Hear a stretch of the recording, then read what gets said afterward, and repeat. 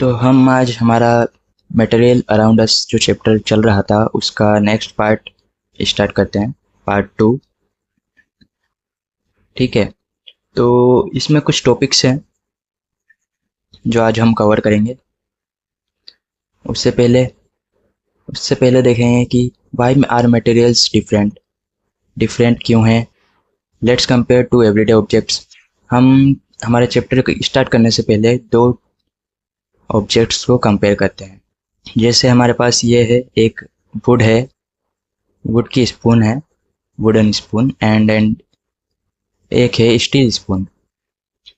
तो दोनों ऑब्जेक्ट्स हैं, इनको अगर हम कंपेयर करें तो क्या सेम है इनमें या क्या डिफरेंस है।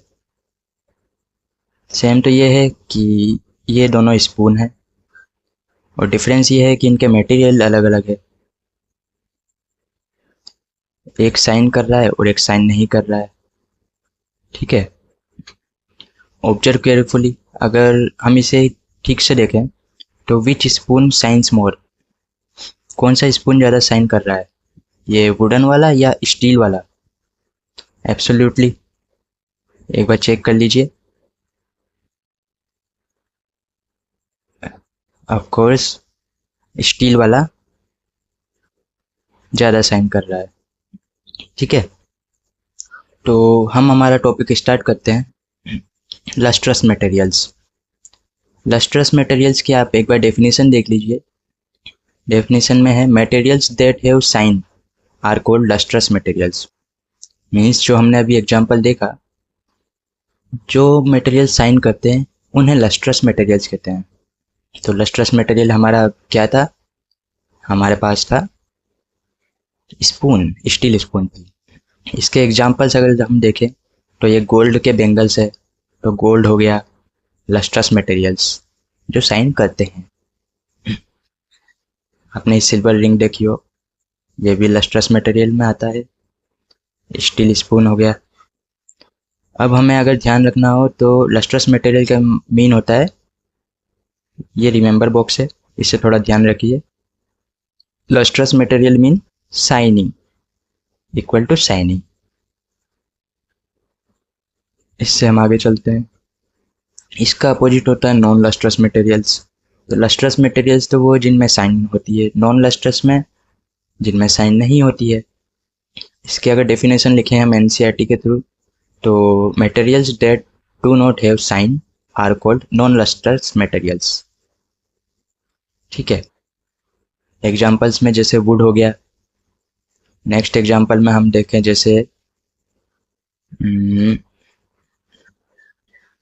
ब्रिक्स हो गई, ये भी आपने देखा होगा, और आपका पेपर हो गया।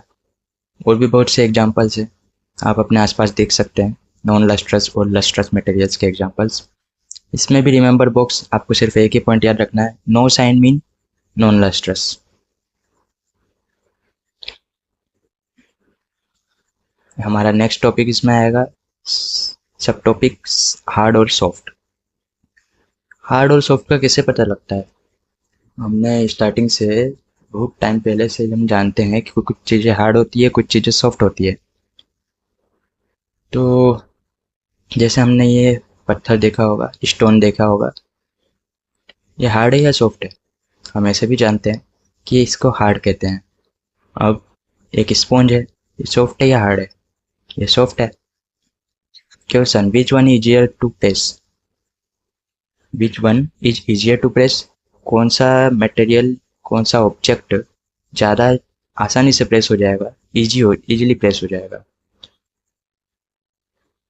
ऑफ कोर्स जो स्पॉन्ज है वो आसानी से प्रेस हो जाएगा।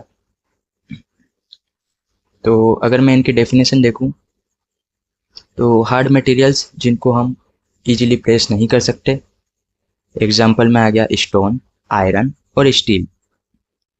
और सॉफ्ट मटेरियल्स वो जिन्हें हम इजीली प्रेस कर सकते हैं, we can easily press materials. Soft materials में कॉटन, स्पॉन्ज, रबर। ठीक है, definition, hard materials are difficult to press और स्क्रैच, ये हमारे पास बुक की डिफरेंस वो डेफिनेशन है। और soft materials can be pressed easily. अब एक्टिविटी टाइम है. Find around you two lustrous objects. दो लस्ट्रस ऑब्जेक्ट्स फाइंड करो. दो नॉन लस्ट्रस ऑब्जेक्ट्स. दो हार्ड ऑब्जेक्ट्स. दो सॉफ्ट ऑब्जेक्ट्स. 10 सेकेंड्स का टाइम है आपके पास.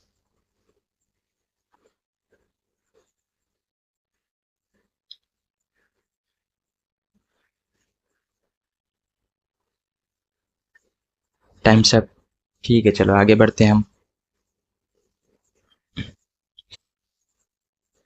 हमारे पास एक क्विज है, क्वेश्चन है. एक बार पढ़कर देखो क्या इसे सोल्व कर पाओगे. Which is a lustrous material. हमारे पास वुड है, स्टील है, पेपर है, ब्रिक है. लस्ट्रस मटेरियल कौन सा है, कौन सा मटेरियल जो शाइन करता है. इसका जवाब क्या है. स्टील. स्टील होगा इसका आंसर. अब हमारे पास क्वेश्चन 2 है. Which material is soft. Stone, iron, sponge या स्टील.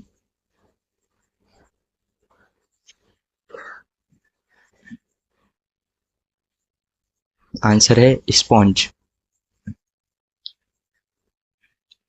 एग्जाम रिवीजन अगर हमें लास्ट में रिवीजन के लिए करना हो तो मैंने ये पॉइंट्स बनाए हैं. आप इस स्लाइड को देखकर भी लास्ट में रिवाइज कर पाओगे. लस्ट्रस मीन होता है shiny. Non lustrous non shine, no shine. And hard difficult to press.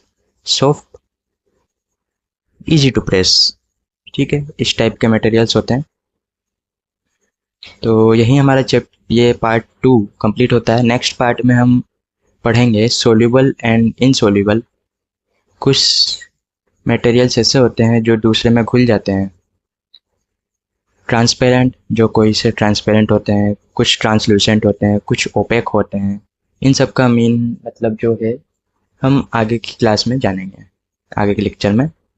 ठीक है.